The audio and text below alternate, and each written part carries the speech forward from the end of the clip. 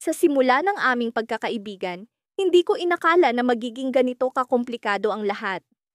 Ako si Marco, isang simpleng kabataan na mahilig sa basketball at video games. Pero, ang kwento ko, hindi lang tungkol sa laro, kundi sa isang tao na hindi ko inaasahang magiging bahagi ng aking buhay. Si Ana. Si Ana ay masayahin, palaban, at hindi nagpapatalo kahit kanino. Sa tuwing magkikita kami, palaging may asaran at kulitan. Sa totoo lang, hindi ko rin alam kung paano kami naging magkaibigan. Parang bigla na lang kaming nagkakilala sa isang event sa aming barangay. Nagsimula ito sa simpleng palitan ng biro, hanggang sa naging regular na ang aming pangaasar sa isa't isa. Marco, ang pogi mo lang kapag nakatalikod.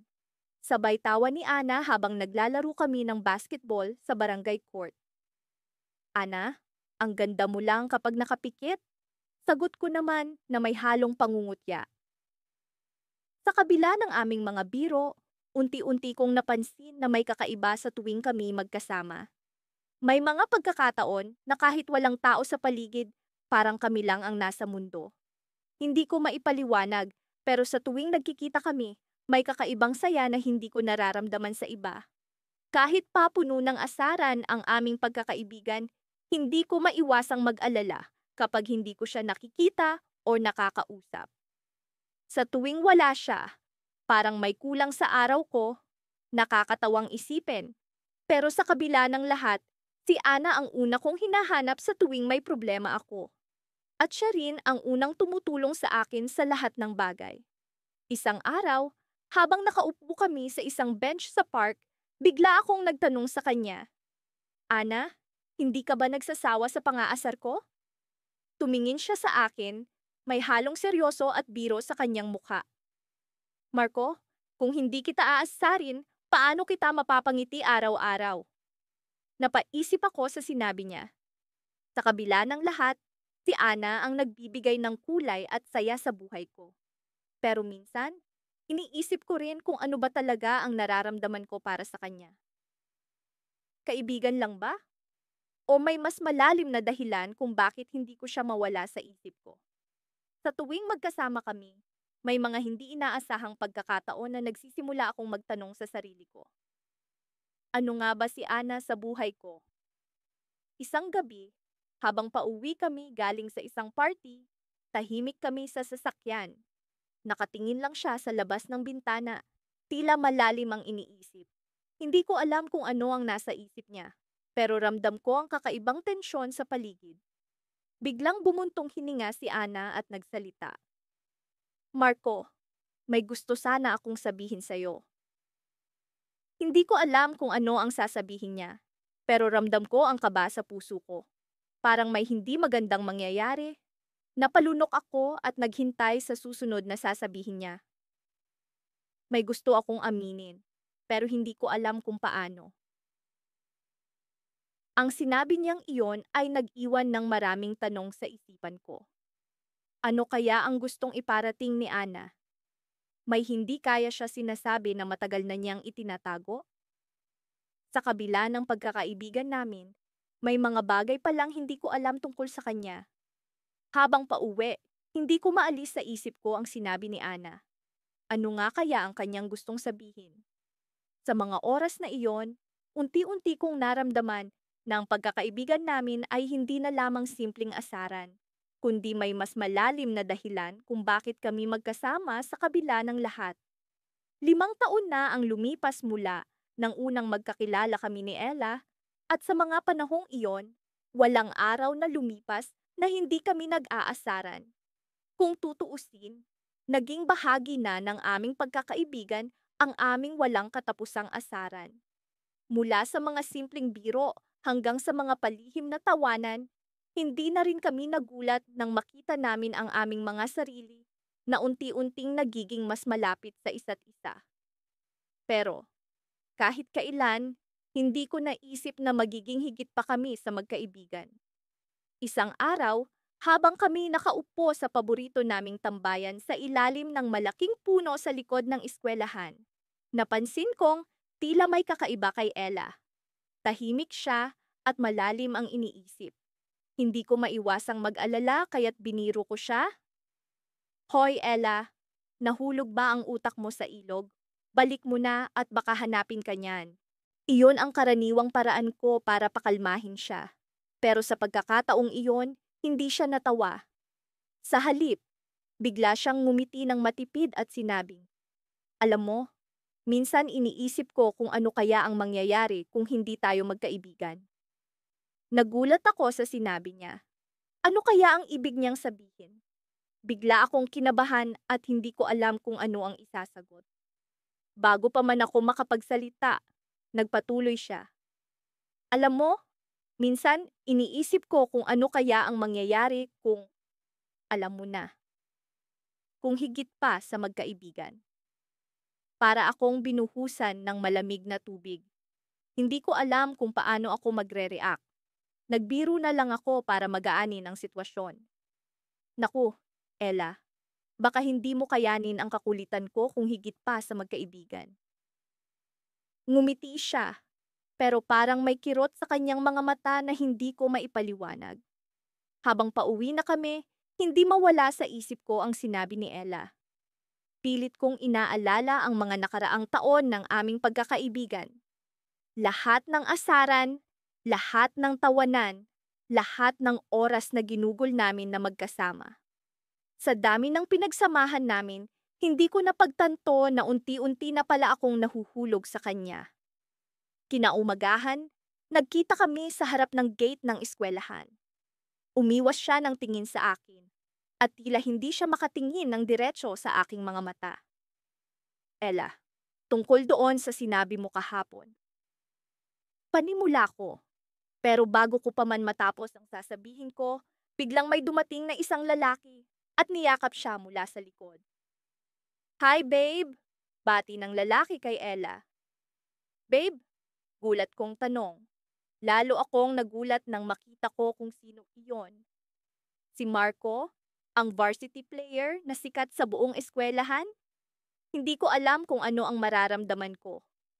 Nagkatinginan kami ni Ella at parang sinasabi ng mga mata niya na may kailangan siyang ipaliwanag. Pero hindi ko na hinintay ang paliwanag niya. Nag-iwan ako ng isang pilit na ngiti at umalis na lamang ng walang paalam. Mula noon, pilit kong iniiwasan si Ella. Hindi ko alam kung paano ko haharapin ang sitwasyon. Nakakatawa na ang simpleng biro at asaran ay nauwi sa ganito kalalim na damdamin. Hanggang sa isang gabi, habang ako'y naglalakad pa uwi galing sa basketball practice, nakita ko si Ella na nakatayo sa labas ng bahay namin. Mukhang kanina pa siya naghihintay. Lumapit ako at tinanong, "Ella, anong ginagawa mo dito?" "Teka, hindi mo pa ako pinapakinggan," sabi niya habang hinawakan ang aking braso. "Si Marco, hindi ko siya nobyo. Nagbibiro lang siya kanina." Nagulat ako sa sinabi niya. Alam mo, matagal ko nang gustong sabihin ito pero natatakot akong masira ang pagkakaibigan natin. Huminga siya ng malalim at nagpatuloy. Matagal na kitang gusto at kung hindi ko pa sasabihin ngayon, baka hindi ko na magawa. Hindi agad ako nakapagsalita. Ako man ay may gustong sabihin sa kanya, pero natatakot ako na baka hindi ito ang tamang panahon. Ngunit bago ko pa man masabi ang nasa puso ko, biglang umulan ng malakas. Pareho kaming nabasa, pero hindi namin alintana. Sa ilalim ng ulan, tumingin siya sa akin, naghihintay ng kasagutan. At sa kabila ng lakas ng ulan, sa pagkakataong iyon, naramdaman ko ang init ng kanyang mga mata. Nangungusap, umaasa. Ngunit bago ko pa man masabi ang mga salita, isang hindi inaasahang pangyayari ang nabulgar. Sa kabila ng ulan, nakita ko si Marco na papalapit sa amin. Hawak ang isang payong. Ella, sorry kung nauna akong nagbiro kanina. Pero sinadya ko talaga iyon dahil gusto kong malaman mo na hindi lang ikaw ang may lihim.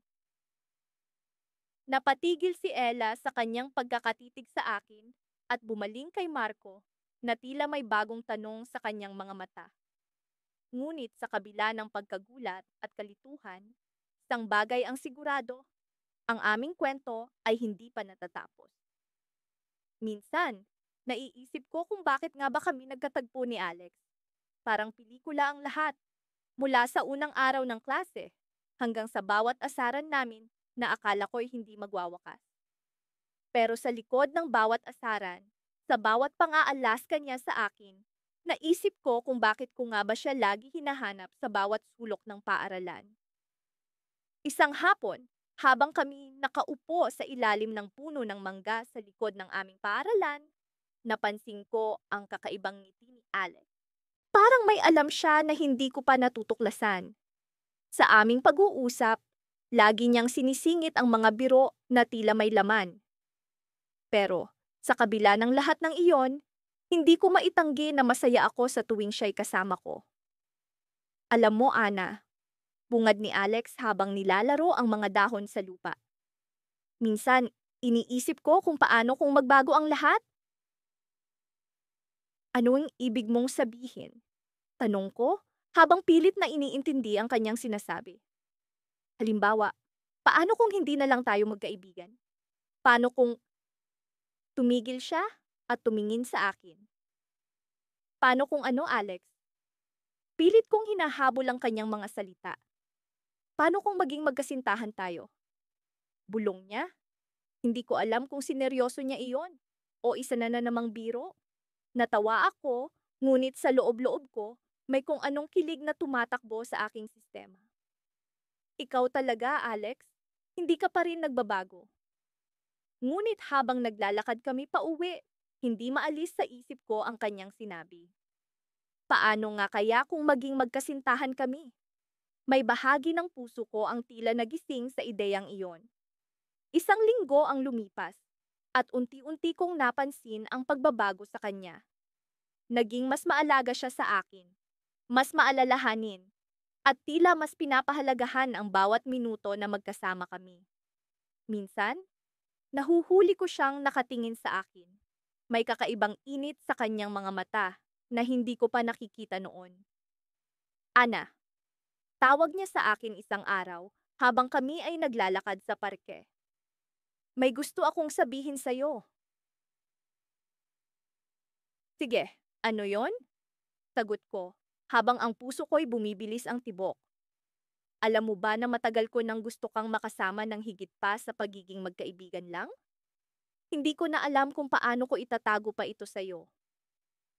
Hindi ko alam kung ano ang isasagot ko. Napatigil kami sa paglalakad at sa sandaling iyon, tila tumigil ang oras. Alex, hindi ko alam kung ano ang sasabihin ko. Tugon ko habang pilit na iniintindi ang kanyang nararamdaman. Ngunit sa halip na magpatuloy sa usapan, ngumiti siya at hinawakan ang aking kamay. Hindi mo kailangang sabihin kahit ano. Gusto ko lang malaman mo. Wika niya. Sa mga sumunod na araw, mas naging masaya ang bawat asaran. Ngunit sa likod ng mga biro, alam ko na may kakaibang damdamin na ang umuusbong sa pagitan namin. Hindi ko maitatanggi na unti-unti akong nahuhulog sa kanya. Hanggang sa dumating ang gabi ng aming paaralan na may taunang dance ball. Hindi ko akalaing magiging espesyal ang gabing iyon para sa akin. Habang naghahanda ako, hindi ko maalis ang kaba. Alam ko na iyon ang gabi na maaaring magbago ang lahat. Sa oras na pumasok kami sa bulwagan, ramdam ko ang tensyon at excitement. Ana, pwede ba kitang mayaya sa sayaw? Tanong ni Alex habang nagtatama ang aming mga mata. Walang pag-aalinlangan. Pumayag ako. Habang sumasayaw kami, unti-unti kong nararamdaman ang init ng kanyang pandama.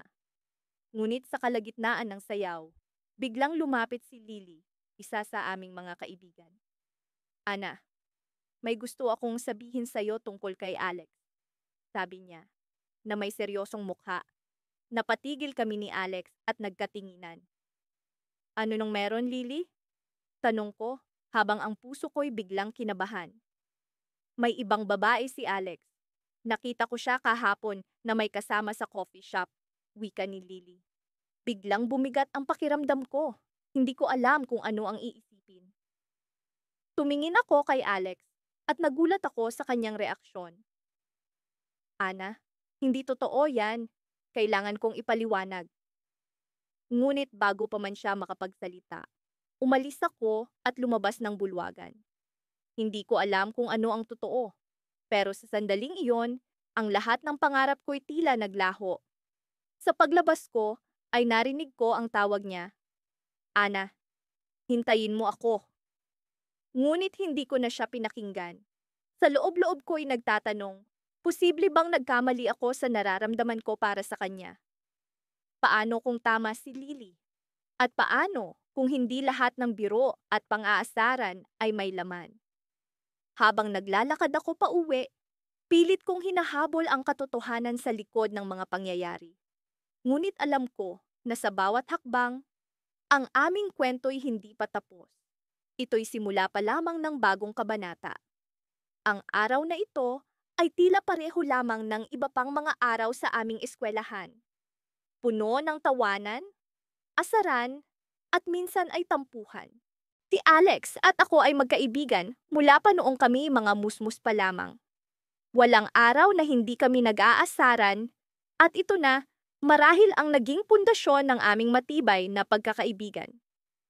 Uy Sarah, mukhang natulog ka sa ibabaw ng libro mo kagabi ha? Kantiyaw ni Alex habang itinuturo ang buhok kong tila hindi pa nasusuklay. At least ako nag-aaral. Ikaw? Puro ML ka na lang. Sagot ko, sabay hampas ng libro sa braso niya. Napangiti siya at sa ngiting iyon ay may kung anong kumislot sa aking dibdib. Hindi ko alam kung bakit, pero tila iba ang ngiting iyon ngayon. Binaliwala ko ito at nagpatuloy kami sa aming asaran hanggang sa magsimula ang klase. Habang nasa klase, hindi ko maiwasang mapansin si Alex. Bakit nga ba tila may iba sa kanya ngayon? O baka naman ako ang nagbabago? Pilit kong inalis ang mga katanungang iyon sa aking isipan at pinilit na makinig sa aming guro. Pagkatapos ng klase, nagkayayaan kaming magkakaibigan na kumain sa paborito naming kainan sa tapat ng eskwelahan. Habang naglalakad, siniko ako ni Alex at sinabing, Uy Sarah, may sasabihin sana ako mamaya. May oras ka ba? May sasabihin? Ano na namang kalokohan yan? Tanong ko. Sabay irap na may kasamang ngiti. Basta, surprise! Huwag ka nang masyadong magtanong. Nakangising sagot niya. Pagdating namin sa kainan, masaya kaming nagkwentuhan ng aming tropa. Pero, sa loob-loob ko, hindi mawala-wala ang pag-iisip sa sinabi ni Alex. Ano kaya ang sorpresa niyang sinasabi? Matapos ang pagkain, nagyaya si Alex na maglakad-lakad muna kami sa park. Pumayag naman ako, kahit na kinakabahan sa maaaring sabihin niya. Habang naglalakad, tahimik lamang kami at tila parehong hindi alam kung paano sisimulan ang usapan. Sarah, biglang sabi ni Alex, matagal na kitang kilala, di ba? At sa tagal na yon, alam mo na lahat ng kalokohan ko. Oo naman, baka nga mas kilala pa kita kaysa sa sarili mo, Beri. Biro ko na may halong kaba. Pero, may isang bagay na hindi mo pa alam. Seryoso niyang sabi habang huminto kami sa ilalim ng isang malaking puno. Biglang bumilis ang tibok ng puso ko. Ano kaya ang hindi ko alam tungkol kay Alex? May lihim ba siyang hindi ko alam sa loob ng napakahabang panahon na magkaibigan kami? Bago ko pa man siya matanong, nagpatuloy siya. Sarah, matagal ko nang gustong sabihin to, pero natatakot ako na baka mag-iba ang lahat sa atin. Tahimik akong nakatingin sa kanya, hinihintay ang mga susunod niyang sasabihin. Sa mga oras na iyon, tila naglaho ang lahat ng ingay sa paligid. Tanging ang pagkabog ng puso ko ang naririnig ko. Sarah, gusto kita. Hindi lang bilang kaibigan, kundi higit pa roon, amin niya. Habang hawak ang kamay ko. Napatitig ako sa kanya, hindi makapaniwala sa narinig. Sa loob ng maraming taon na magkaibigan kami, hindi ko inakalang darating ang araw na ito. At sa kabila ng lahat ng asaran at tawanan, hindi ko namalayang nahulog na rin pala ang loob ko sa kanya. Bago pa man ako makasagot, biglang bumuhos ang malakas na ulan. Tumakbo kami sa ilalim ng isang maliit na kubo para magsilong. Habang naroon, pareho kaming basang-basa at humahagigig sa pagtakbo. Perfect timing, di ba? Sabi ni Alex na may halong tawa. Pero sa kabila ng nakakatawang sitwasyon, hindi ko mapigilan ang pag-aalala. Paano kung hindi ito mag-workout? Ano ang mangyayari sa pagkakaibigan namin? Alex, hindi ko alam ang sasabihin. Sagot ko, habang nakatitig sa kanyang mga mata. Pero, sa totoo lang, matagal ko na ring nararamdaman yan. Ngumiti siya at tila nawala ang lahat ng alalahanin ko. Pero, bago pa man niya ako masagot, may narinig kaming isang malakas na sigaw mula sa di kalayuan. Alex! Sarah! Tulong! Boses ni Mia, isa sa aming kaibigan. Agad naming nilingon ang pinanggalingan ng sigaw. Nakita namin si Mia na tila may hinahabol na tao. Agad kaming tumakbo papalapit sa kanya at sa aming pagdating, bumungad sa amin ang isang eksena na hindi inaasahan. Sa likod ng mga puno, may isang taong tila may hawak na bagay na nagliliwanag sa dilim. Bakit ka nandito? Tanong ni Alex habang hawak ang kamay ko. Ngumiti ang taong iyon at sa ngiting iyon ay may kung anong kilabot ang dumaloy sa aking katawan. Matagal ko na kayong hinihintay. Sagot ng estranghero, sabay pakita ng isang bagay na hindi ko matukoy. Sa gabing ito, sa ilalim ng ulan, tila may lihim na mas malaki kaysa sa amin ni Alex, ang unti-unting nabubunyag. Ano ang plano ng estranghero? At bakit tila may kinalaman ito sa aming dalawa? Sa pagkakataong ito, hindi ko alam kung ano ang susunod na mangyayari. Ang sigurado lang ako, sa tabi ko si Alex at haharapin namin ito ng magkasama. Isang maaraw na Sabado nang magpasya kaming magkita ni Mia sa aming paboritong tambayan sa parke. Hawak ang dala-dala kong 2 baso ng iced coffee. Naisip kong ito ang tamang oras para sabihin sa kanya ang nararamdaman ko. Masyado na kasing matagal ang mga araw ng pang-aasarang may halo ng lambing. Subalit sa kabila ng aking mga plano, hindi ko pa rin mapigilan ang kaba sa aking dibdib. Nang makarating ako sa parke, nakita ko agad si Mia na nakaupo sa aming paboritong bangko. Nakasuot siya ng kanyang paboritong dilaw na damit, na lalong nagpasigla sa kanyang kasiyahan. Ang mga mata niya ay tila bituing kuminang nang makita niya ako. Uy, mukhang masaya ka ngayon, ah? Bungad ko habang iniabot ang iced coffee sa kanya. Salamat. Oo naman, kasi alam kong mapapasaya kita sa balita ko. Sagot niya, na may pilyang ngiti. Nagtaka ako sa sinabi niya. Ano naman yon? Tanong ko habang umupo sa tabi niya, pilit na tinatago ang pagkasabik at kaba. Pero bago yan, may kwento ako. Biglang sabi ni Mia na tila may iniiwasang diretsahang sabihin. Kagabi, habang naglalakad ako pauwi, may isang lalaking biglang lumapit sa akin at nagpakilala. Ang sabi niya, matagal na raw niya akong sinusubaybayan at gusto niyang makilala. Nagulat ako syempre, pero tinanong ko siya kung bakit. Napakunot ang noo ko. Sino siya? At anong sabi mo? Kalma lang, ani Mia. Natatawa sa aking reaksyon. Ang sabi ko sa kanya, hindi ako interesado kasi may mahal na ako. Tapos, alam mo kung anong ginawa niya? Ano? Binigyan niya ako ng bulaklak at sabi niya, sana maging masaya ka sa taong mahal mo. Ang sweet, di ba? Sabi ni Mia, tila natutuwa sa alaala.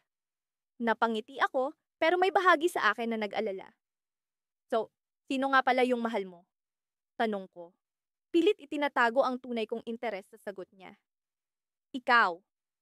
Mabilis niyang sagot na ikinagulat ko. Parang tumigil ang oras sa sandaling iyon.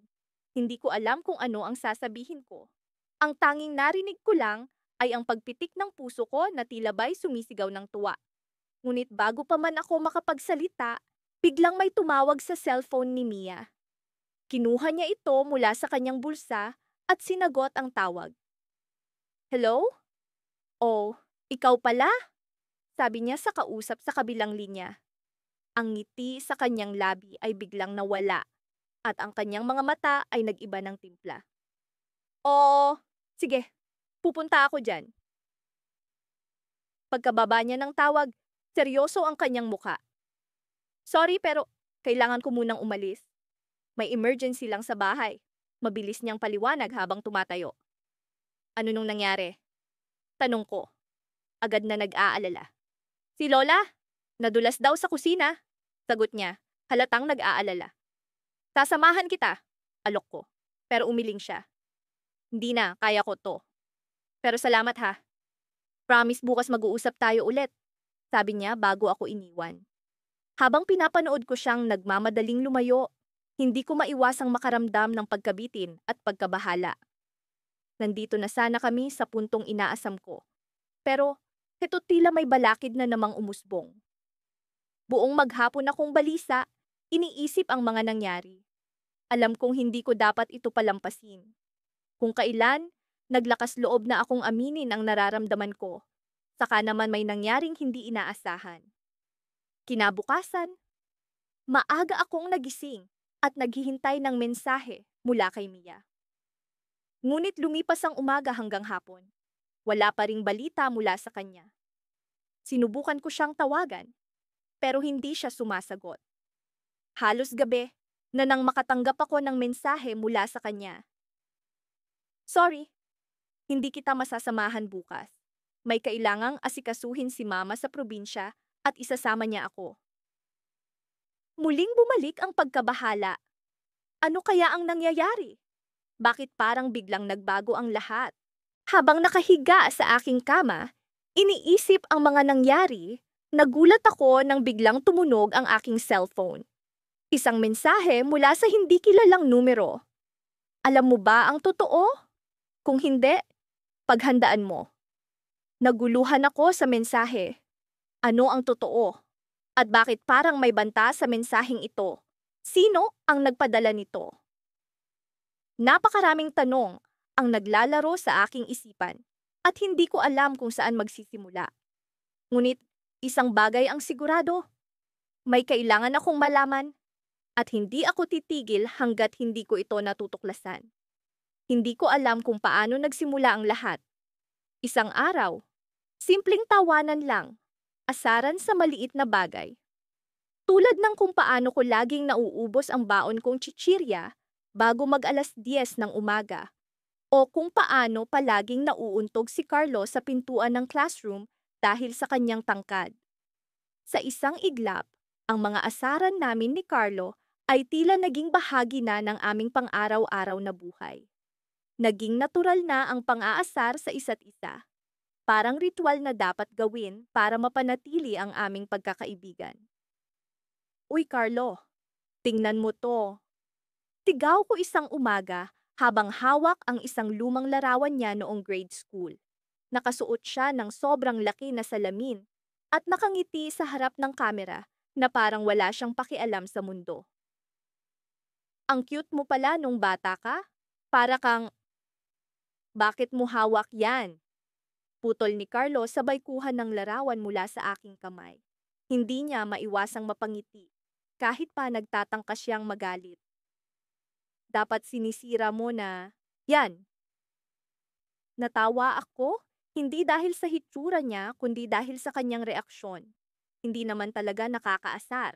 Sa totoo lang, nakakatuwa isipin kung paano siya nagbago mula noon. Wala, nakita ko lang sa lumang album sa bahay niyo. Parang, hindi ka pa nagbabago, no? Ikaw naman, parang hindi ka rin nagbago. Still annoying as ever. Ngumiti siya, pero may kakaibang kislap sa kanyang mga mata na hindi ko maintindihan. At sa bawat asarang iyon, may nararamdaman akong hindi ko maipaliwanag. Hindi na lang ito basta biruan. May kakaibang init sa bawat palitan ng salita, sa mga tawa, sa mga tingin. Hanggang sa isang araw, naisip ko, ano nga ba talaga ito? Isang Biyernes ng hapon, nagkayayaan kaming maglakad-lakad sa park. Pareho kaming walang pasok kinabukasan, kaya naisipan naming mag-relax. Habang naglalakad, Napansin ko ang kakaibang katahimikan ni Carlo. Hindi siya masyadong nagbibiro. Hindi niya ako inaasar tulad ng nakasanayan namin. May kung anong bumabagabag sa kanya at hindi ko matukoy kung ano. Problema sa school? Tanong ko. Binabasag ang katahimikan. Hindi, wala naman. Tumingin siya sa malayo sa mga batang naglalaro sa park. May iniisip lang ako. Grabe, seryoso naman yata yan. Baka makatulong ako. Ngumiti siya, pero halata ang pag-aalinlangan. Sa totoo lang, matagal ko nang iniisip to. To. May kung anong gumalaw sa loob ng dibdib ko. Alam kong may sasabihin siya, pero hindi ako sigurado kung handa akong marinig ito. Ano yon? Tumigil siya sa paglalakad, humarap sa akin, at tumitig ng diretsyo sa mga mata ko. Naalala mo yung sinabi mo dati, na minsan ang mga magkaibigan ay nagiging magkasintahan? Tumawa ako, pilit na tinatago ang kaba. Oo naman. Biro lang yon. Bakit? Inspired ka ba? Actually, hindi ko na to kayang itago. Huminga siya ng malalim. Tila nag-iipon ng lakas ng loob. Matagal ko nang nararamdaman na hindi na lang basta kaibigan ang tingin ko sa'yo. Napatigil ako, hindi ko alam kung ano ang isasagot. Sa isang bahagi ng utak ko, gusto kong magbiro, magpatawa. Pero sa kabilang dako, alam kong seryoso siya. Teka Carlo, seryoso ka ba? Oo, seryoso ako. Nakita ko ang determinasyon sa kanyang mga mata. Isang bagay na hindi ko pa nakita sa kanya noon. Alam kong lagi tayong nag-aasaran, pero hindi mo ba nararamdaman na may iba na sa pagitan natin? Hindi ko alam kung paano tumugon. Sa loob ng mahabang panahon, tinanggap ko na ang aming asaran bilang tanda ng aming pagkakaibigan. Pero ngayon, mukhang may mas malalim pa pala. Carlo, hindi ko alam. Ngumiti siya, halatang kabado. Hindi ko naman hinihingi na sagutin mo ako ngayon. Gusto ko lang malaman mo. At doon ko naramdaman ang bigat ng kanyang mga salita. Ang aming pang-aasaran ay tila naging tulay para sa mas malalim na damdamin. Isang bagay na hindi ko inaasahan. At habang naglalakad kami pa uwi, iniisip ko kung paano magbabago ang lahat pagkatapos nito. Nang malapit na kami sa bahay, tumigil siya at nagtanong. Sana hindi magbago yung friendship natin kahit ano pa man ang mangyari, di ba? Ngumiti ako, kahit pa may kaba sa aking puso. Oo naman, Carlo, magkaibigan pa rin tayo. Ngunit sa likod ng mga ngiting iyon, alam kong may bagong yugto na magsisimula sa aming kwento. At habang papasok ako sa bahay, iniisip ko ang magiging sagot ko sa kanya. Isang sagot na maaaring magdulot ng malaking pagbabago sa aming buhay. Sa sumunod na araw, nagising ako sa tunog ng aking telepono. Isang mensahe mula kay Carlo. Good morning. Ready ka na ba sa surprise ko mamaya? Surprise? Hindi ko alam kung ano ang iniisip niya. Pero alam kong may twist sa kwento namin na magbibigay daan para sa mas kapana-panabik na kabanata. At sa puntong iyon, natanto ko na hindi lang basta biruan ang aming kwento. Ito'y isang paglalakbay patungo sa isang hindi inaasahang landas. Simula nang magtapat si Marco ng damdamin, tila nag-iba ang ihip ng hangin sa pagitan namin. Hindi ko alam kung paano ko siya kakausapin nang hindi namumula o nagkakandara pa. Lagi na lang kasing nagbabalik sa isip ko ang eksenang iyon. Ang kanyang mga mata na tila nagmamasid sa kaluluwa ko, naghahanap ng tiniyak na sagot. Ngunit sa kabila ng lahat ng ito, hindi pa rin nawala ang asaran. Kung tutuusin, mas naging malala pa nga. Tuwing magkikita kami sa eskinita papunta sa eskwelahan, lagi niyang sinisiguro na may isang biro siyang pakakawalan. Oy, Sofia! Bati niya isang umaga habang hawak ang isang supot ng pandesal. Balita ko, may nagkakagusto raw sa sa kabilang section. Ano, game ka na ba? Napailing ako habang natatawa. Sino na namang kaibigan mo ang niloko mo para sabihin yan? Sagot ko, sabay agaw ng isang pandesal mula sa supot niya. Basta, abangan mo na lang. Malay mo, mas gwapo pa sa akin?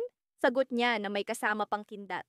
Hindi ko na lang inalala ang asar niya, bagkus, natuwa na lang ako na kahit papaano, hindi pa rin nawawala ang dati naming samahan. Pero, sa totoo lang, hindi ko rin lubos maisip kung paano nga ba namin napanatiling normal ang lahat matapos ang pag-amin niya. Isang araw, habang naglalakad kami pauwi, napansin kong tahimik si Marco. Hindi ito ang tipikal niyang ugali. Madalas, siya ang punong abala sa kwentuhan at kalokohan. Uy, okay ka lang ba? Tanong ko, bahagyang kinakabahan. Ah, oo naman. May iniisip lang. Sagot niya na parang malayo ang tingin. Alam mo namang, hindi kita titigilan. Hanggang di mo sinasabi, pangungulit ko. Napahinto siya at humarap sa akin. Sofia, may sasabihin ako. Bigla akong kinabahan. Iba ang tono ng boses niya. Parang seryoso. Parang may bigat. Ano yon? Sofia, alam mo ba kung bakit kita laging inaasar? Tanong niya. Hindi inaalis ang tingin sa mga mata ko. Dahil wala kang magawa sa buhay? Pabiro kong sagot, sinusubukang pagaanin ang tensyon. Ngumiti siya, pero hindi ito umabot sa mga mata niya. Inaamin ko, nung una, katuwaan lang. Pero habang tumatagal, napagtanto ko na ginagawa ko yon dahil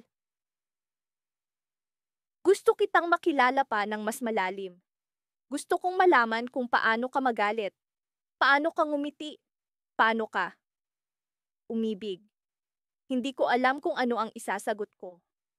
May parte sa akin na gustong magbiro para mawala ang kaba, pero may bahagi ring gustong maging totoo.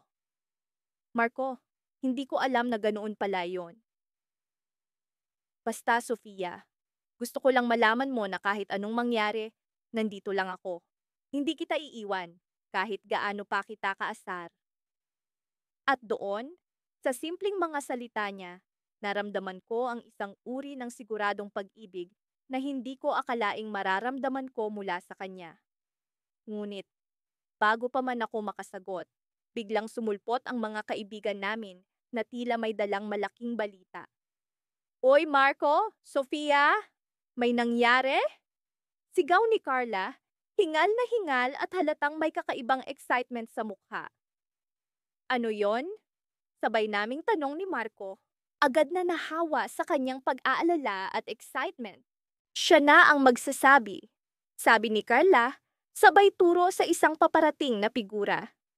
Papalapit si Miguel, ang kaibigan naming mahilig sa mga kwentong kababalaghan. May bago akong nalaman, aniya, habol ang hininga. At may kinalaman ito sa inyo. Nagkatinginan kami ni Marco, parehong nagtataka. Ano na naman iyan, Miguel? Tanong ko, sinisikap na hindi magpakita ng interes. Hindi lang pala kayo basta magkaibigan na nag-aasaran. Ayon sa lola ko, may kwento tungkol sa isang sinaunang sumpa na nagbubuklod sa mga magkaibigan hanggang sa sila'y maging magkasintahan.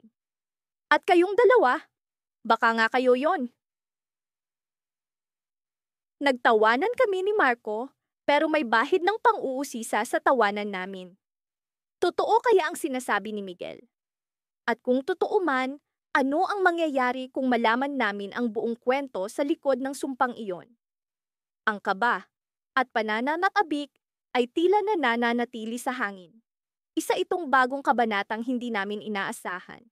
At sa kabila ng biro at asaran, may nararamdaman akong kakaiba, isang uri ng pag-asa na baka nga ang lahat ng ito ay may mas malalim na kahulugan kaysa sa aming inaakala. Sa mga oras na iyon, hindi ko maiwasang magtanong sa sarili. Ito na ba ang simula ng mas malalim na kwento naming dalawa? Isang kwento na hindi lang basta biro o asaran, kundi isang kwento ng tunay na pag-ibig? Nagsimula ang araw na tila normal lang para sa akin at kay Marco. Ang init ng araw ay hindi alintana, lalo na't abala kami sa pag-aasaran habang naglalakad papunta sa eskwelahan. Si Marco, na laging may baon na biro, ay tila hindi nauubusan ng ideya kung paano ako asarin. Uy Ana, Mukhang kumpleto na naman ang braces mo ah. Parang nakalimutan mo na kung paano ngumiti ng maayos. Sabik na biro ni Marco habang hinihintay ang reaksyon ko. Alam ko namang hindi niya sinasadya, pero minsan ay napapaisip ako kung may ibang ibig sabihin ang mga biro niya. Hay naku Marco, kung wala ka lang talagang ibang magandang masabi, pwede bang kumalma ka muna? Ang sagot ko, na may kasamang pag-ikot ng mga mata. Sa totoo lang, sanay na ako sa mga banat niya. Pero ibang klasing saya ang hatid ng kanyang mga biro. Parang may kakaibang kilig na lumalampas sa simpleng pagkakaibigan. Habang naglalakad kami sa koridor ng eskwelahan, pansin kong madalas na niyang hinahawakan ang likod ng aking silya tuwing nasa klase. Parang may gustong sabihin, ngunit hindi niya masabi. Ako naman, nagkukunwaring abala sa pakikinig sa guro, ngunit sa totoo lang, ang atensyon ko ay nasa kanya. Sa isang hindi inaasahang pagkakataon, habang kami ay nasa cafeteria, biglang bumuhos ang malakas na ulan. Napansin kong may kakaibang lungkot sa mga mata ni Marco na hindi ko pa nakikita noon. Hindi ko alam kung dahil ba ito sa ulan o may ibang bumabagabag sa kanya. Pero sa likod ng mga biro, naramdaman kong may gustong ipahiwatig ang kanyang mga mata. Ana, alam mo ba kung ano ang mas masaya kaysa sa pag-aasaran natin? Tanong ni Marco habang nakatitig sa akin. Medyo na-curious ako sa kanyang sasabihin. Ano na naman yan, Marco? Kung isa na namang biro, pwede bang huwag mo na akong paasahin? Tugon ko, na may halong pag-aalala at excitement. Ngumiti siya, ngunit sa pagkakataong ito, seryoso ang kanyang mukha. Hindi ito biro, Ana. Matagal ko nang gustong sabihin na biglang natigil ang kanyang pagsasalita dahil sa malakas na kulog. Sa ilalim ng malakas na ulan, habang kami nag-uusap sa cafeteria, ang mga tao sa paligid ay tila naglaho. Ang mundo ay nagmistulang kami na lamang ang natira. Hindi ko alam kung paano ko siya hihikayatin na ipagpatuloy ang kanyang sinasabi. Ngunit alam kong may mahalaga siyang gustong iparating. Alam mo, Marco, kahit na laging ganito ang setup natin, hindi ko alam kung paano magiging ibang tao ang buhay ko kung wala ka. Ang sinagot ko, na hindi rin sigurado kung tama ba ang aking sinabi. Nagsimula siyang magsalita muli. Ana, sa kabila ng lahat, sa gitna ng mga biro at asaran, naramdaman mo na ba na may iba pa akong gustong sabihin? Na hindi lang ito tungkol sa pag-aasaran? Tumango ako, medyo kinakabahan sa magiging sagot niya. Sa bawat segundo, tila may bumubuo sa pagitan namin na hindi ko maipaliwanag. Ako rin, Marco. Pero hindi ko na ituloy. Tila natunaw ang aking mga salita sa kanyang mga mata. Sa biglaang pagpasok ng mga estudyante mula sa ulan, nagkagulo sa cafeteria. Nawala ang moment namin at napunta sa ingay ng paligid. Nagkatinginan kami ni Marco, parehong nagtataka kung ano nga ba ang susunod na mangyayari. Ana, hindi ko alam kung paano ko ito sasabihin sa'yo nang hindi nagbibiro. Pero gusto ko sana. Tila hindi niya maituloy. Pero sa mga mata niya, ramdam kong may gustong sabihin. Sa pagkakataong ito, hinawakan ko ang kanyang kamay, na para bang hinihikayat siya na magpatuloy. Marco, ano ba talaga? Huwag mo na akong bitinin, ang sabi ko, na may halong kaba at excitement. Ngunit bago pa man siya makapagsalita, biglang may tumawag sa kanya mula sa likod. Si Carla, ang kanyang matalik na kaibigan mula pagkabata, ay nagmamadaling lumapit. Marco, kailangan kita, ngayon na. Ang sigaw ni Carla na may halong pag-aalala sa boses. Nagkatinginan kami ni Marco, parehong nagtataka kung ano ang nangyayari. Sa kabila ng hindi natapos na pag-uusap, alam kong may mas mahalagang bagay na kailangan niyang asikasuhin. Pasensya na, Ana. Kailangan kong puntahan si Carla. Pero mag-usap tayo ulit mamaya. Pangako yan. Ang sabi ni Marco habang nagmamadaling umalis. Habang tinatanaw ko ang papalayong si Marco, Iniisip ko kung ano nga ba ang gusto niyang sabihin. Ang hindi pa natatapos na pahayag niya ay tila naging isang misteryo na kailangan kong tuklasin. At sa likod ng aking isipan, isang tanong ang nanatili. Ano nga ba ang gustong sabihin ni Marco sa akin? Sa kabila ng aming pag-aasaran, nararamdaman ko ang pag-ibig na unti-unting sumisibol. Ngunit ang tanong, paano ko ito haharapin kung may iba pang bumabagabag sa kanyang buhay? Sa gitna ng mga tanong at pag-aalala, naramdaman ko ang excitement ng hindi natapos na pag-uusap. Ano nga ba ang susunod na mangyayari sa amin ni Marco? Hindi ko akalaing darating ang araw na ito. Minsan ko nang binanggit kay Carla, sa gitna ng isa sa mga walang katapusang asaran namin, na kung magkakarelasyon kami, baka magkasira lang kami. Tumawa siya ng malakas, hinampas ang balikat ko, at sinabing, sa panaginip mo lang yan, Renz. Pero ngayon, sa mga mata niya, may kakaibang kinang na hindi ko pa nakita noon. Simula nang magkaibigan kami, asaran ang naging pundasyon ng samahan namin. Walang araw na hindi kami nagtatalo tungkol sa mga simpleng bagay. Kung sino ang mas magaling maglaro ng basketball, sino ang mas sikat sa batch namin, o kung sino ang mas maraming followers sa social media. Pero, sa kabila ng lahat ng iyon, palagi kaming magkasama, palaging nagtutulungan. Nagsimula ang lahat nung nakaraang linggo. Nasa cafeteria kami, nag-aasaran tungkol sa bagong pelikula na pareho naming pinanood. Si Carla, na laging may matalas na opinyon, ay hindi natuwa sa pagiging predictable ng ending. Ako naman, na medyo sentimental, ay nagustuhan ang simpleng kwento ng pagmamahalan. Sa gitna ng diskusyon, bigla niyang nasabi, ewan ko ba, Renz, kung bakit sa dami ng tao dito sa school, ikaw pa ang parating kasama ko. Tumawa ako, pero sa loob-loob ko, may kung anong kumurot sa puso ko. Hindi ko alam kung bakit. Nagsimula akong mag-isip, bakit nga ba si Carla? Bakit hindi ako nabubuwisit sa kanya kahit paulit-ulit niyang sinasabi na wala akong sense of style? Bakit hindi ako napipikon kahit palagi niyang kinukutya ang mga paborito kong pelikula? Naging mas madalas ang pagkikita namin sa mga sumunod na araw. Wala pa rin kaming tigil sa asaran, pero may mga sandali na napapansin kong tumitigil siya at tinititigan ako, na para bang may gusto siyang sabihin pero hindi niya magawa. Sa mga panahong iyon, napagtanto ko na hindi lang basta kaibigan ang turing ko kay Carla. May kung anong kakaibang damdamin ang unti-unting umusbong sa pagitan namin. Isang beses, pagkatapos ng klase, naglakad kami pauwi.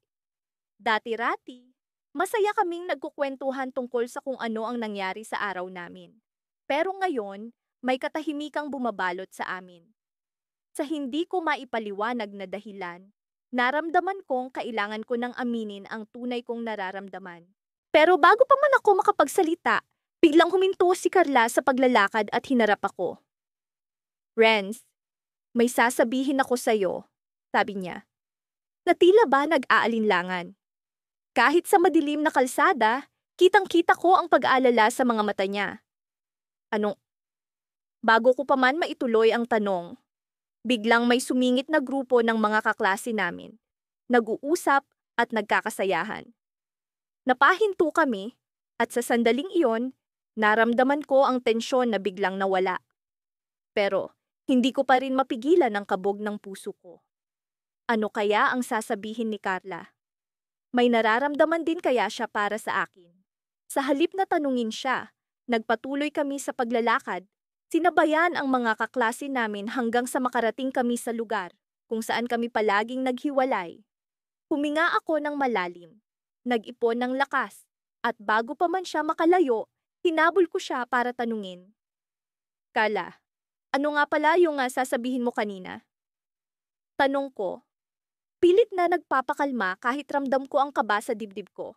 Ngumiti siya, pero may bahid ng pag-aalinlangan sa kanyang ngiti. Wala. Sa ibang araw na lang, hindi naman urgent. Sige, uwi na ako. Ingat ka. Sabi niya, sabay talikod sa akin. Sa mga sumunod na araw, hindi ko maiwasang isipin ang nasabi ni Carla.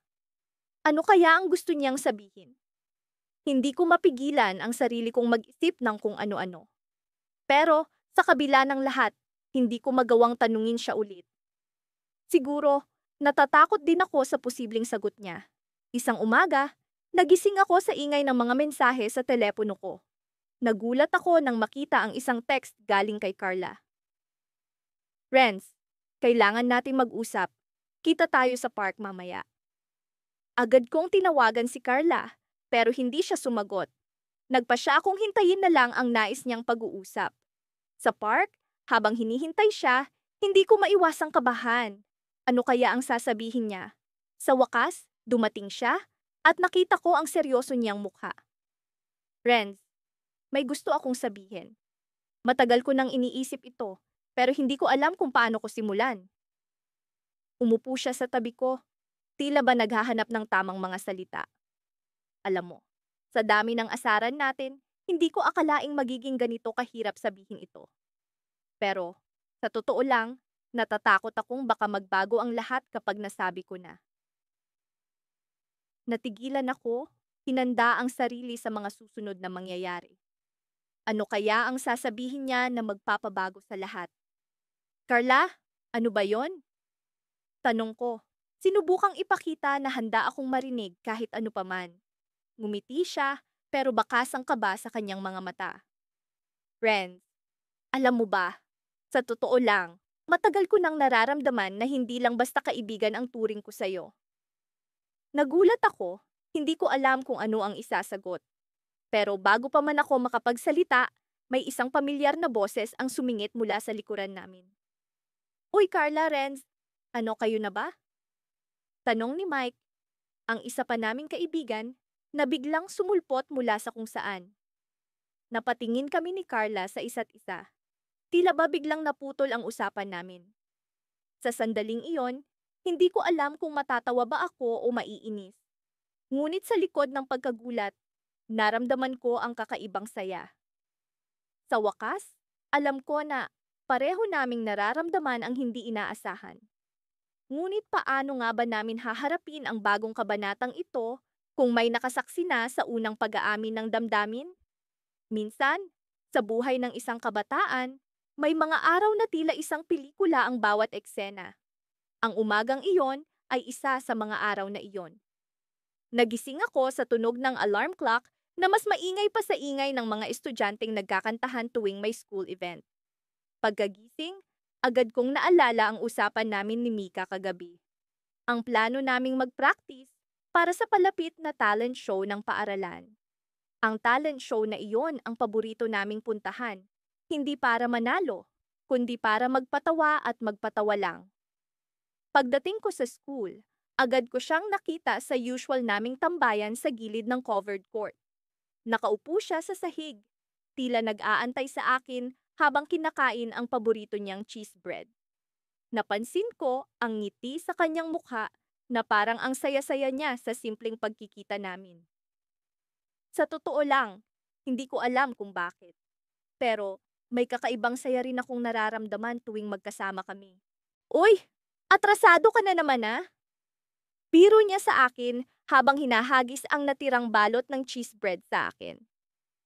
As usual, sagot ko sabay iwas sa balot na patama sa akin. Ano bang bago? Ngumiti siya, tumayo, at sabay kaming pumasok sa classroom. Habang naglalakad, nagkwento kami ng kung ano-ano. Lagi naming pinag-uusapan ang mga crush namin.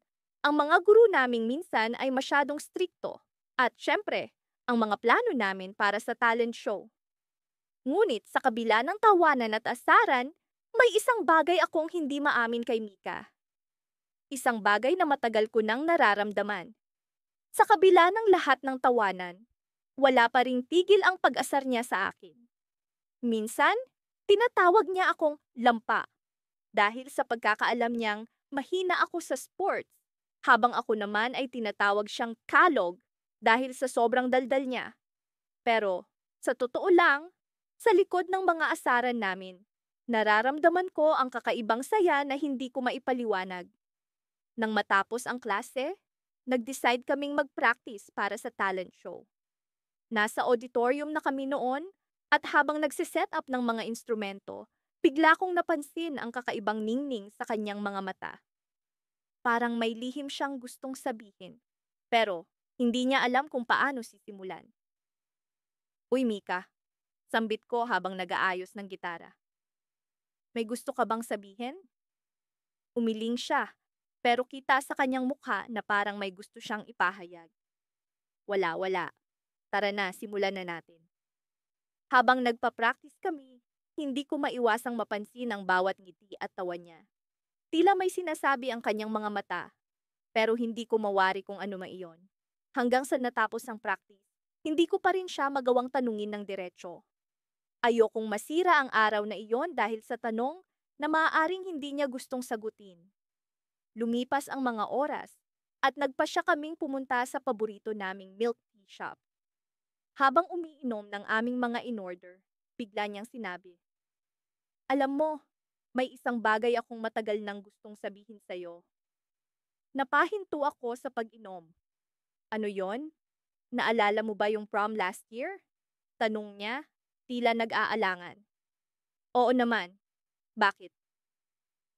May gusto sana akong sabihin sa'yo noon, pero hindi ko nagawa.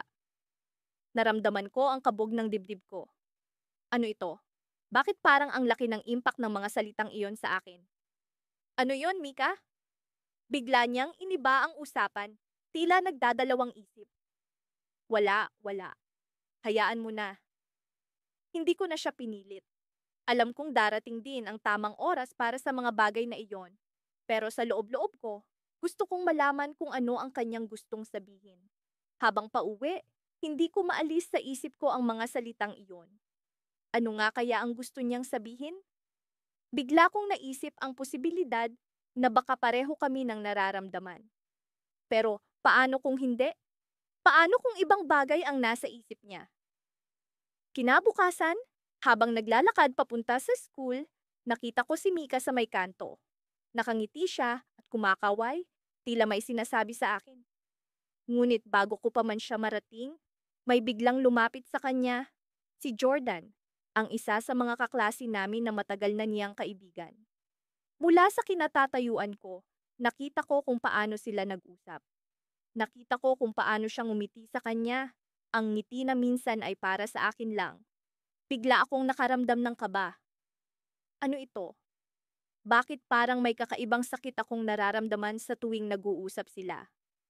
Bakit iba ang dating ng ngiti niya ngayon? Lumapit ako sa kanilang dalawa at nang magtagpo ang mga mata namin ni Mika, tila may sinasabi ang kanyang mga mata na hindi niya maipahayag sa salita. Ngunit bago ko pa man siya makausap, bigla siyang nagpaalam at umalis kasama si Jordan. Iniwan niya akong nakatayo roon, nagtataka. At sa likod ng aking isipan, may tanong na hindi ko alam kung paano ko sasagutin. Ang tanong na sana'y mali ang sagot. Ano nga kaya ang nangyayari? Sa mga sandaling iyon, naramdaman kong may twist ang kwento namin. Sa kabila ng lahat ng tawanan at asaran, may isang bagay na hindi ko inaasahan. Isang bagay na maaaring magbago ng lahat. Ngunit paano kung ang twist na ito ay hindi tulad ng inaasahan ko? Paano kung ito ang simula ng isang bagay na hindi ko kayang harapin? Ang mga tanong na iyon ang bumabalot sa aking isip habang naglalakad papunta sa classroom. At sa likod ng bawat hakbang, nararamdaman ko ang kaba ng hindi ko maipaliwanag. Ang kaba ng isang twist na hindi ko alam kung saan hahantong.